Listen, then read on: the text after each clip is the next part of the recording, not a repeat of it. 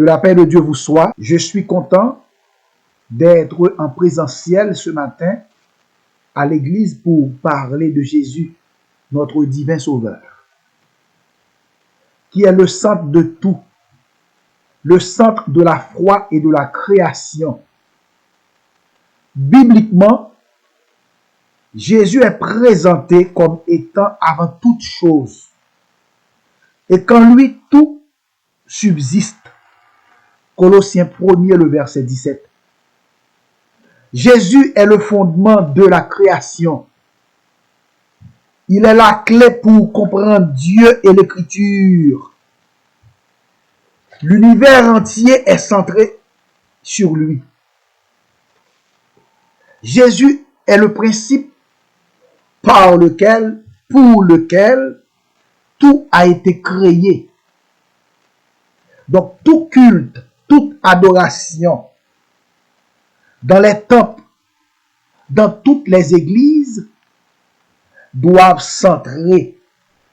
être centrés sur lui. Ce grand Dieu tout-puissant devant qui roi, président, ministre, blanc, noir, riche, pauvre, savant, ignorant, intellectuel, analphabète, doivent fléchir les genoux devant lui, comme un signe de la reconnaissance et de sa seigneurie. C'est ce grand Dieu que vous et moi nous servons ce matin.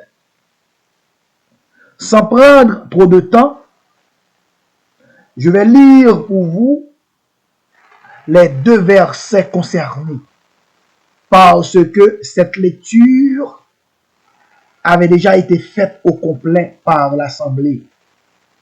Je vais juste lire Jean 1:1 et Jean 1:14. Jean 1:1 qui dit: au commencement était la parole, et la parole était avec Dieu, et la parole était Dieu. Maintenant, Jean 1, le verset 14, il est écrit: et la parole a été faite chair, et elle a habité parmi nous, pleine de grâce et de vérité.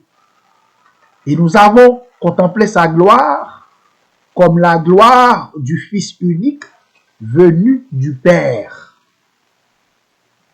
Que Dieu bénisse cette portion d'écriture pour l'édification de l'âme de chacun de vous. Notre sujet ce matin est: Jésus-Christ est-il vraiment divin? Notez bien, ce sujet a été choisi par le pasteur Emmanuel Laurent. On vient de lire dans notre Bible, dans Jean 1:1, qui dit: au commencement était la parole. Et la parole était avec Dieu, et la parole était Dieu. Maintenant, on va lire dans une autre Bible, qui est la Bible des témoins de Jéhovah. Écoutez bien ce qu'elle dit dans ce même verset. Dans Jean 1:1, dans la Bible des témoins de Jéhovah, il est écrit: au commencement était celui qui est la parole de Dieu. Il était avec Dieu. Il était lui-même un Dieu avec un D minuscule. Pour les témoins de Jéhovah, il y a des milliers et des millions de dieux à travers l'univers. Et Jésus-Christ est l'un d'entre eux, avec la seule différence qu'il a été choisi par Jéhovah pour accomplir sa mission sur la terre. Maintenant, deuxième lecture. Dans Jean 1, le verset 14, dans notre Bible, Il est écrit que la parole a été faite chair. Alors que dans ce même verset, dans Jean 1, le verset 14, dans la Bible des témoins de Jéhovah, il est écrit, la parole est devenue chair. Nous, les chrétiens évangéliques, nous lisons dans notre Bible qui est la parole de Dieu. Dans Jean 1, le verset 14, la parole de Dieu met l'accent sur l'incarnation divine de Jésus-Christ. Le Verbe qui prend une forme humaine. L'incarnation est un concept fondamental qui révèle le lien entre Dieu et Jésus. Tandis que dans la Bible des témoins de Jéhovah, dans ce même verset Jean 1, 14, cette Bible, elle, met l'accent sur le processus d'une transformation divine intemporelle. Parce que les témoins de Jéhovah refusent l'idée que Jésus soit Dieu, mais plutôt que Jésus a été transformé par l'œuvre de Dieu. En un mot, Jésus n'est pas l'incarnation de la parole. C'est pour cela qu'ils disent dans leur Bible, dans Jean 1, le verset 14, la parole est devenue chair. Selon les témoins de Jéhovah, l'une des raisons pour lesquelles que Jésus ne peut pas être Dieu, c'est parce que Jésus a été vu par les hommes. Jean 1, le verset 18. Il est écrit, la Bible dit que personne n'a jamais vu Dieu. Dans Exode 33, le verset 20, Dieu dit, nul ne peut me voir et vivre. Donc, personne n'a jamais vu, il ne peut voir Dieu. Parce que la Bible dit que Dieu est un être invisible et une lumière inaccessible. C'est la vérité absolue. Personne n'a jamais vu Dieu réellement dans sa forme naturelle.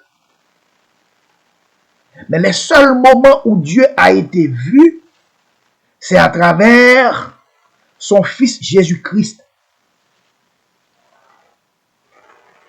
qui révèle le Père.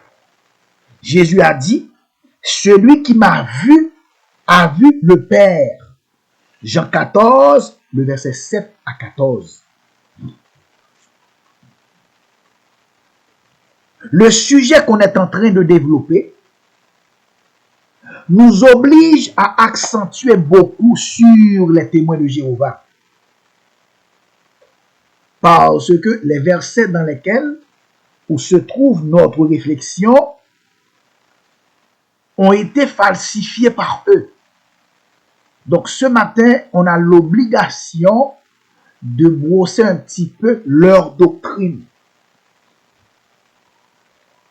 Les témoins de Jéhovah ne considèrent pas Jésus comme le Dieu créateur, parce qu'ils croient en un Dieu unique et souverain qui est Jéhovah. Et que la doctrine de la Trinité, Père, Fils et Saint-Esprit qui partagent la même nature divine, n'est pas biblique selon eux. Ils croient que Jésus est le Fils de Dieu, créé par Jéhovah avant la création du monde. En un mot, Jésus n'est pas Dieu dans la chair. Oui, il est Dieu, mais un Dieu distinct de Jéhovah et inférieur à lui et non son égal.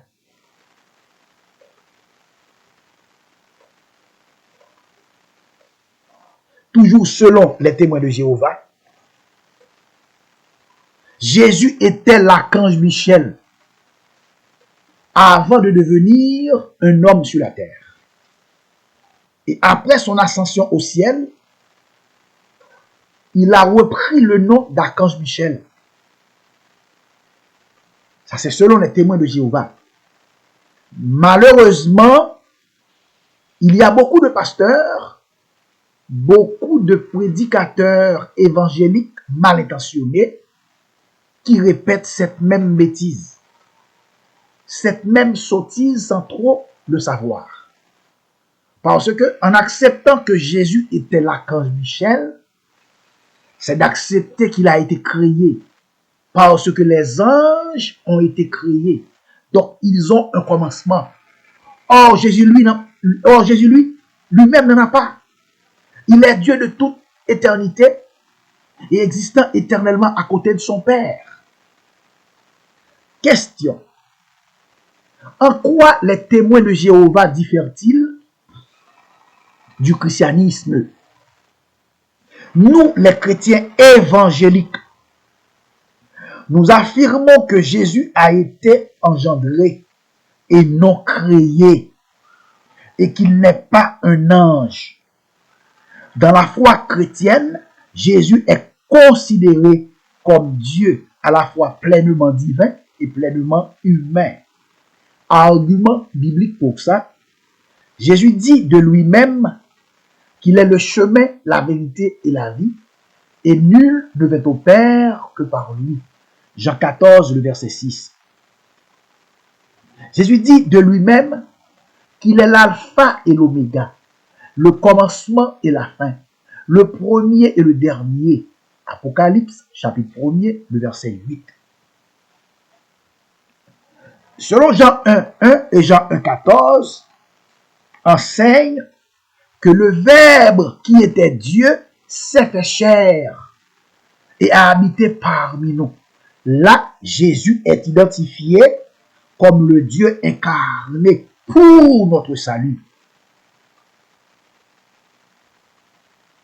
Possession des attributs divins. Jésus possède des attributs divins comme le pardon des péchés, la capacité de faire des œuvres divines et le droit d'être adoré. Un honneur qui est réservé seulement à Dieu. Philippiens 2, verset 6, verset 10, verset 6 et 7. Tous les genoux fléchissent devant lui.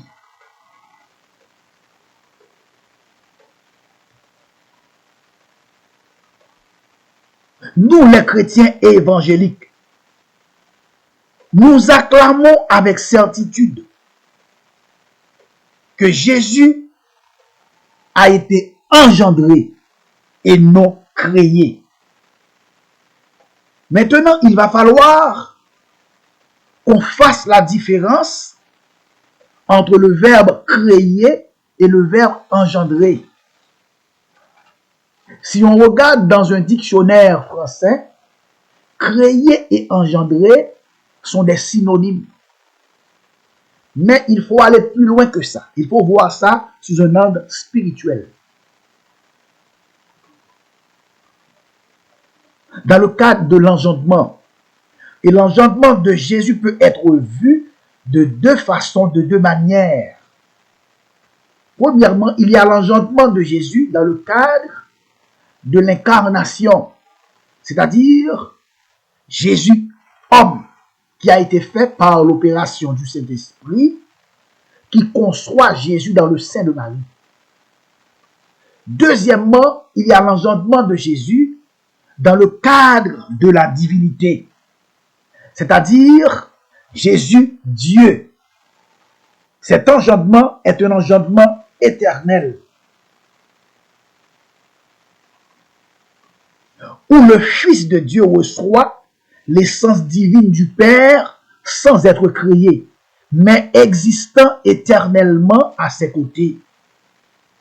Donc l'engendrement du Fils est compris comme un acte éternel par lequel le Père communique au Fils l'essence divine qui est en lui.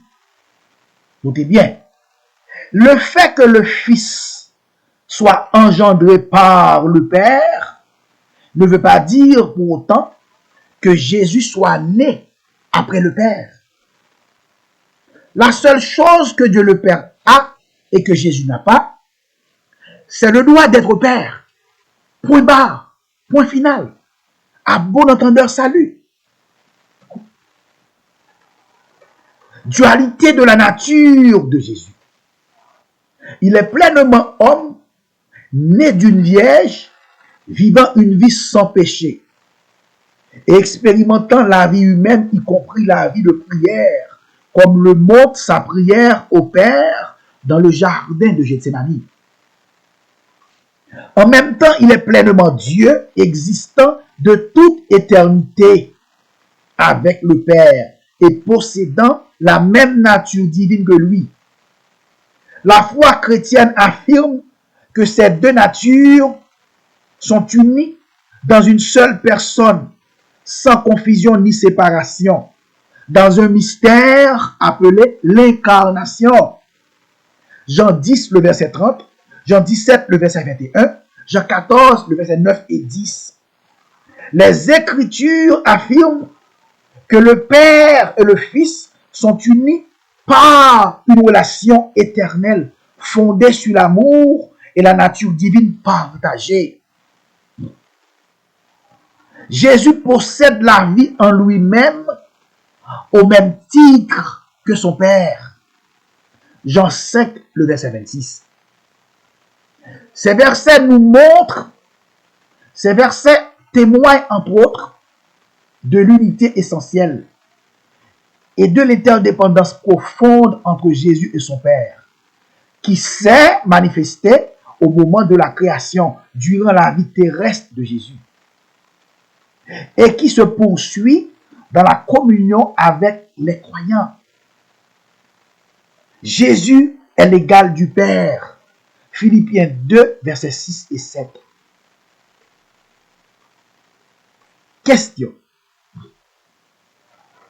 Si Jésus est réellement l'égal du Père, mais pourquoi dit-il dans Jean 14, le verset 28, que mon Père est plus grand que moi? Eh bien, Jésus a fait cette déclaration en tant qu'homme, bien qu'en Dieu a choisi de s'abaisser en prenant la forme humaine pour accomplir la volonté du Père pendant son ministère terrestre. Jésus est subordonné au Père en tant qu'envoyé et a décidé de faire exactement ce que son Père lui avait demandé de faire.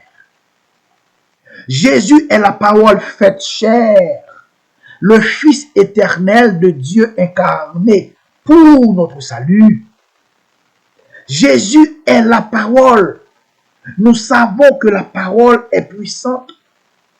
Nous savons que la parole est efficace, capable de séparer l'âme de l'esprit, dit l'Épître aux Hébreux, chapitre 4, le verset 12. Question. C'est quoi l'âme et l'esprit? Eh bien, l'âme représente la nature humaine, y compris nos pensées, nos émotions et notre volonté personnelle. Donc, c'est la personne elle-même.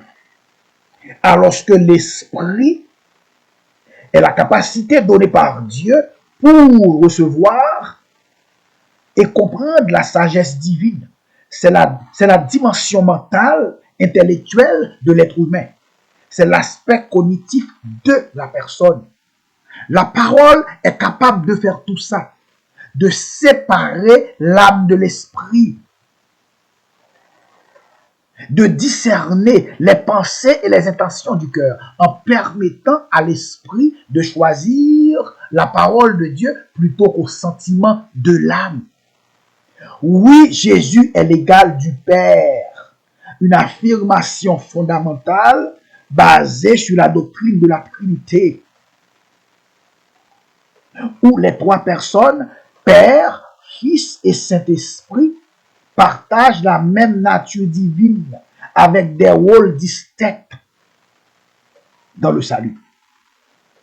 La Bible présente Jésus comme Dieu lui-même, co-égal et co-éternel du Père. Jean 10, le verset 30. Jésus dit, moi et mon Père, nous sommes un.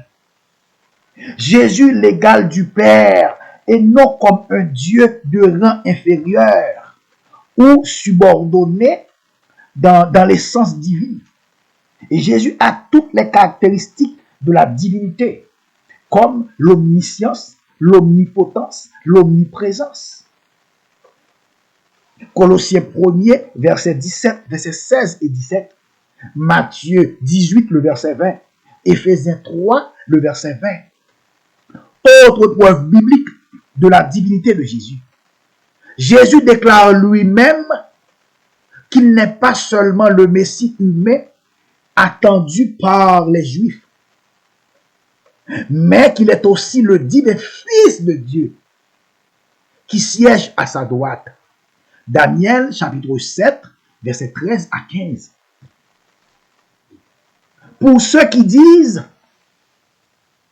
que Jésus n'est pas le Dieu créateur, mais que font-ils de l'épître aux Hébreux chapitre 1er, le verset 2, Jean 1er, le verset 3, Titre chapitre 2, le verset 13, Psaume 102, le verset 26 à 28, qui dit: Tu as au commencement fondé la terre, et les cieux sont l'ouvrage de tes mains.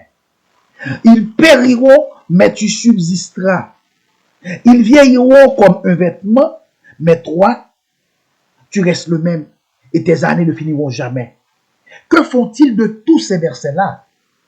Malheureusement, ils sont aveuglés par Satan le diable, sans vouloir être méchants.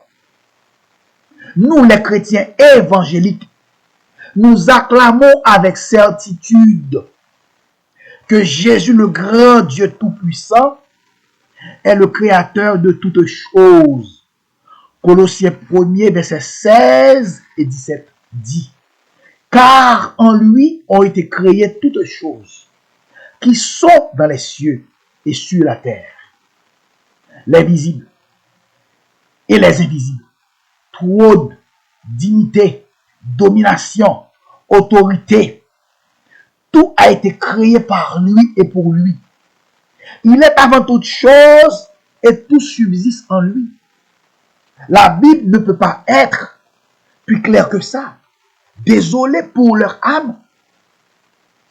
À travers Jean 1.1 et Jean 1.14, où se trouve notre sujet ce matin, il y a des gens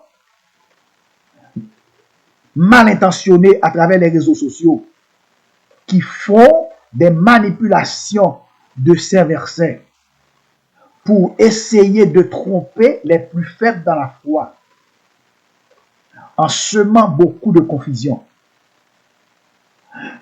En premier lieu, en première vue, ils donnent l'apparence des gens qui défendent la vérité.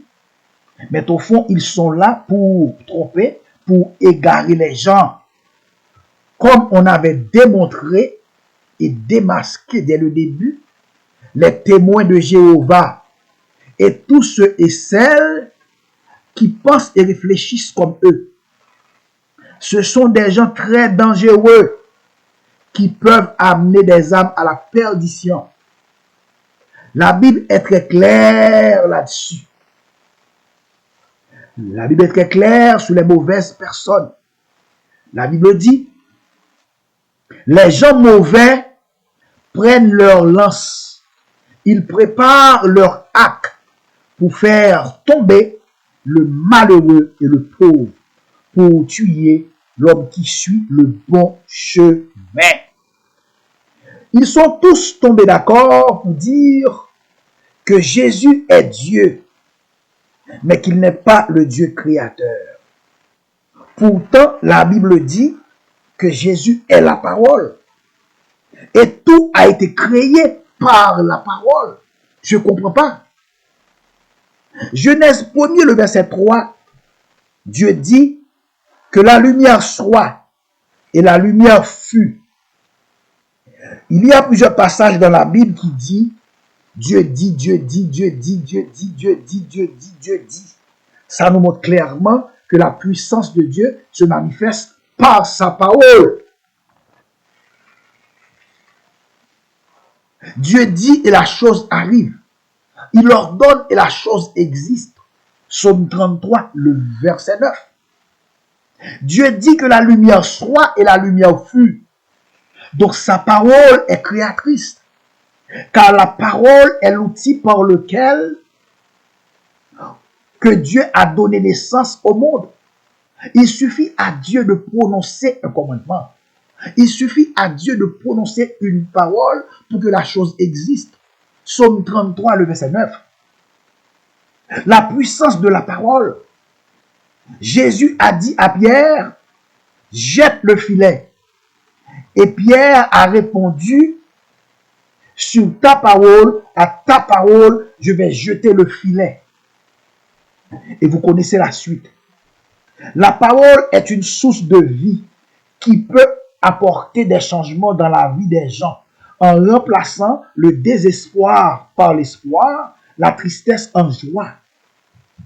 Ésaïe 55, le verset 11 dit, « Ainsi qu'en est-il de ma parole qui sort de ma bouche?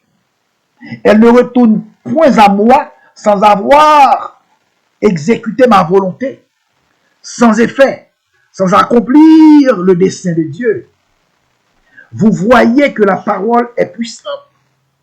Vous voyez que la parole est créatrice. Jérémie 1er, le verset 12. Dieu dit, « Car je veille sur ma parole pour l'exécuter. » Ces versets nous montrent que la puissance de la parole. Que la puissance de Dieu est inévitable, inégalable, incomparable. Cette parole, c'est Dieu lui-même, Jésus-Christ. La parole ne change pas. Elle est le même hier, aujourd'hui et éternellement. Donc, quand on prononce une parole, elle s'accomplit certainement. Jésus est la parole qui était avec Dieu et qui est Dieu. Donc, la parole de Dieu qui est Jésus est en unité avec le Père. Comme le montre Jean 1er 3, Hébreux chapitre 1er verset 2 à 3, en indiquant que toute la création a été faite par Jésus, confirmant ainsi sa nature divine et son rôle en tant que Dieu. Jean 1,3 déclare que toutes choses ont été faites par elle. Et rien de ce qui a été fait n'a été fait sans elle. Désignant ici comme la parole par laquelle que Dieu a créé l'univers. Donc, Hébreux chapitre 1er, le verset 2 et 3, décrit le Fils de Dieu comme celui par qui l'univers a été créé et qui soutient toutes choses. Un rôle que Dieu seul peut accomplir. 1 Jean 5, le verset 20 dit, souligne plutôt que Jésus est le Dieu véritable et la vie éternelle. Le Fils de Dieu qui donne l'intelligence pour connaître le véritable, c'est-à-dire le vrai Dieu. C'est en Jésus-Christ que les croyants sont dans le véritable. Nous sommes en lui et il nous est possible de connaître le vrai Dieu. La Bible affirme qu'en Jésus habite corporellement toute la plénitude de la divinité. Colossiens chapitre 2, le verset 9. Plénitude se dit en grec pléoma, qui veut dire la totalité, l'état de ce qui est complet, entier. Ce qui revient à dire que Jésus n'est pas un morceau de Dieu, ni un Dieu limité, mais il est Dieu dans tout son compartiment. Il est Dieu dans toute son intégralité. Il est Dieu de manière totale et complète. Ce verset combat les fausses doctrines, soulignant que le salut ne se trouve qu'en Jésus-Christ et non dans des religions. non dans des philosophies, non dans des rituels, non dans des révélations humaines. Toute la plénitude en Jésus-Christ signifie encore que tous les attributs divins, l'essence de Dieu se trouve pleinement en Jésus-Christ. Il n'est pas une partie de Dieu, mais Dieu comme son Père. Corporellement indique que cette divinité s'est manifestée de manière physique et concrète dans le corps de Jésus lorsqu'il s'est incarné. Jésus est le chef suprême de toute puissance spirituelle. En plus d'être le détenteur de la plénitude de la divinité, devant lui, toute puissance secondaire est inutile pour le salut des âmes. Donc, nous les chrétiens évangéliques, en disant que Jésus est non seulement Dieu, qu'il est l'égal du Père, ce n'est pas de la folie, mais c'est le fondement même de notre foi. Jean 10:30 est interprété comme une affirmation d'égalité divine.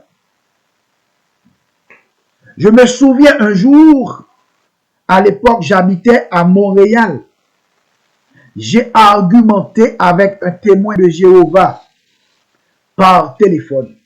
Lui, il était à Boston. Quelqu'un lui avait rencontré dans un market en train d'enseigner son évangile de perdition.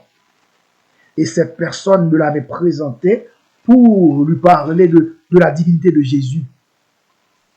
Pourquoi j'ai dit qu'il enseignait un évangile de perdition?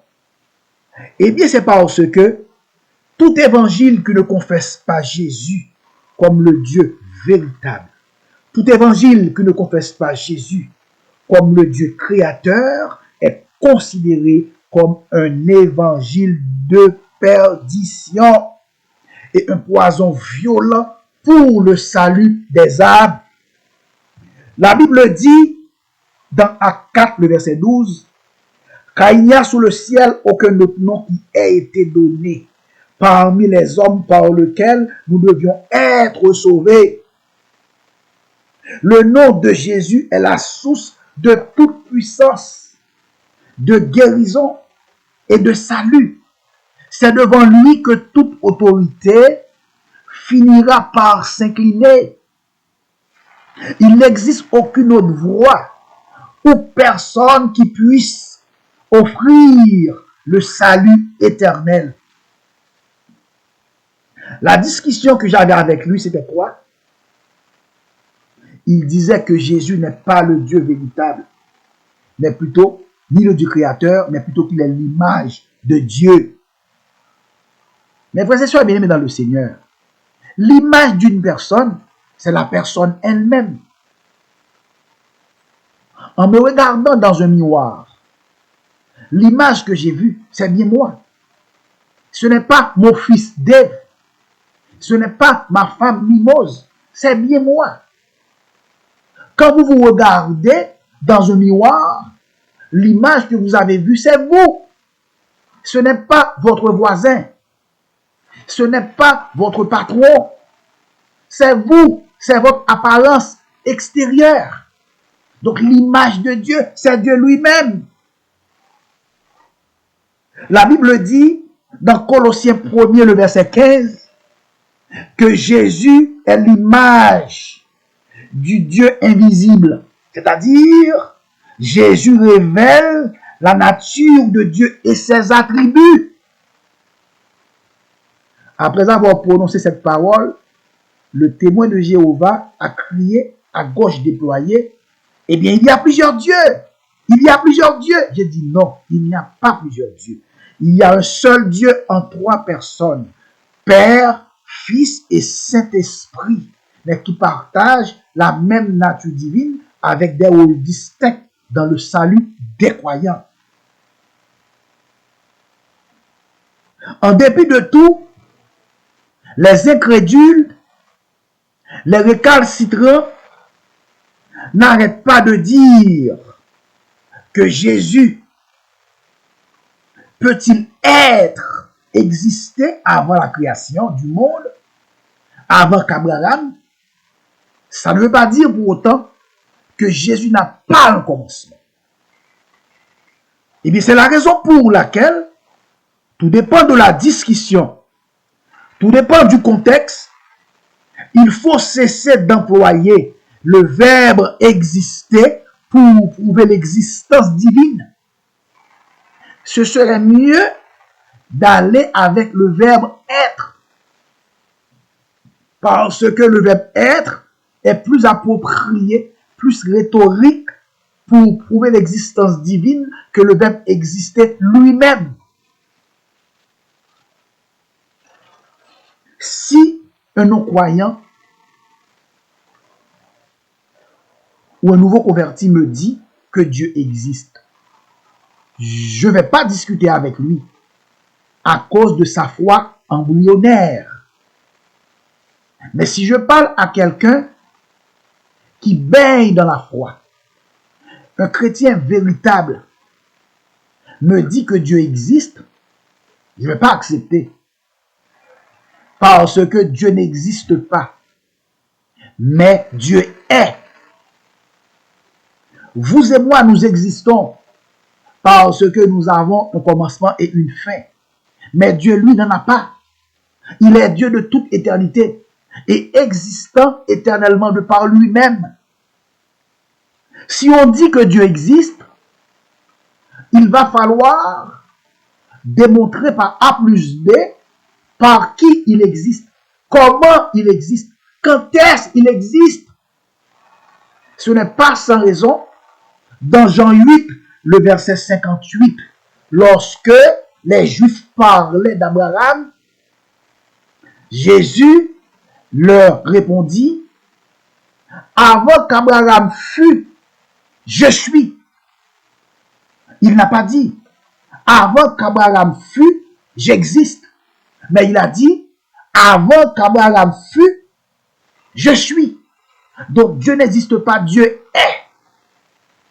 Pour couronner tout ça, Jésus dit de lui-même qu'il est l'alpha et l'oméga, le commencement et la fin, le premier et le dernier.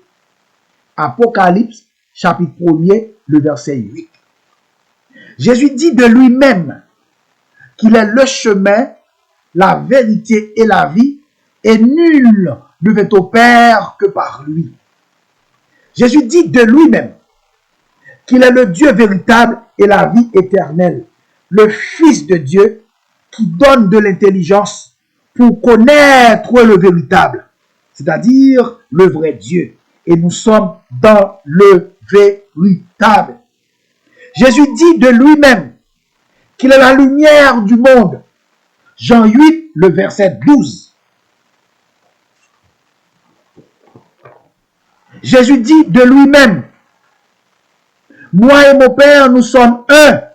Jean 10, le verset 30. Jésus dit de lui-même qu'il est l'alpha, qu'il est l'égal du Père. Philippiens 2, le verset 6. C'est vrai que Philippiens 2, le verset 6, c'est une affirmation de l'apôtre Paul. Mais n'oubliez pas aussi que Philippiens 2, le verset 6, est l'équivalent de Jean 10, le verset 30. Parce que Jean 10, le verset 30, est interprété aussi comme une affirmation d'égalité divine. Donc c'est la même chose. Jésus, donc toutes ces expressions le placent au même niveau que Dieu. Ce n'est pas de la folie, ni une prétention, mais il est réellement celui qu'il prétend être. Le Dieu véritable qui donne la vie éternelle. Le Fils de Dieu, celui par qui l'univers a été créé. Que Dieu vous bénisse.